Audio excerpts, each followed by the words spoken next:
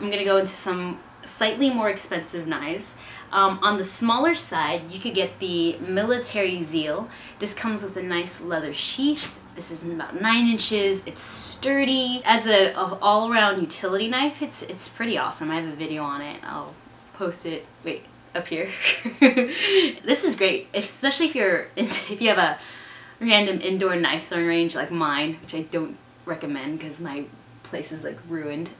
This is great to try half a spin, full spin, 1.5 spins within 12 feet. In order to go to a competition, your knife has to be between 12 to 14 inches in length. So the first set of like real throwing knives that I wanted to try it for competition throwing was this cold steel Sureflight throwing knives. This is 12 inches in length. It's light, and which I kind of like. Probably not as good for long distance throwing.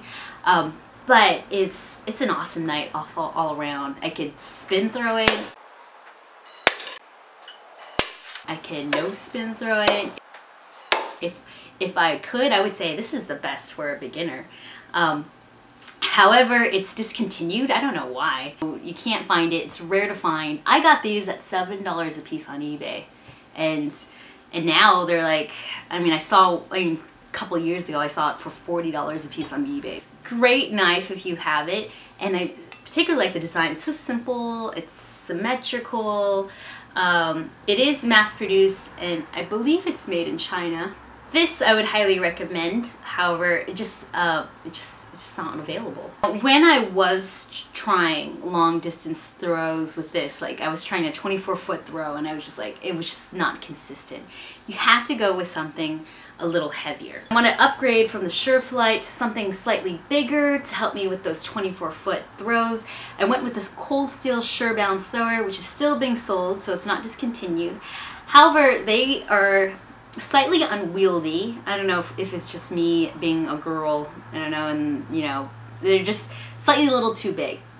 However, at farther distances, they're pretty solid. I mean, they're not going to, you know, swing around in the wind or from far away. You still have to get rid of that sharp edge in order for them to be safe to throw. When I was training with Jack Dagger, he was saying like, wow, these are like spatulas, and I thought they are like spatulas, which made me not like them as much. If you are going to the cold steel throwing challenge, I mean, I would say this one is the best compared to the Pro Balance, which has those handles. My friend had the Pro Balance knives and his handles broke off, and then he had to duct tape them, and I was like, what's the use of having handles? So this, I mean, this out of all the throwers on the Cold Steel website, I would recommend. I bought a set of John Bailey knives. These are, let's see, slightly longer. Yeah, it's like 1.5 inches long. It's like 13 inches long. They have a slim design, comfortable to hold, great for long distance throwing, spin throwing. And it's designed by a knife thrower. These did not come sharp.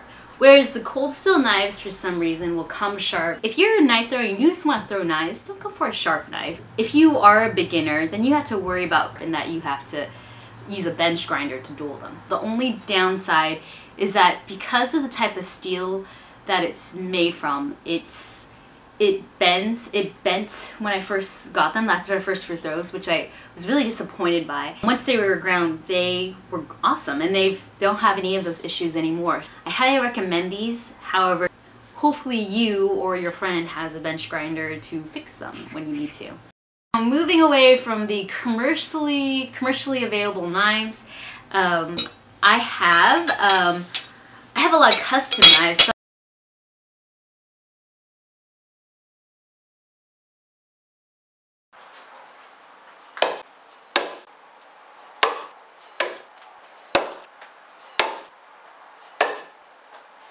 Thanks, Earl, for the spikes.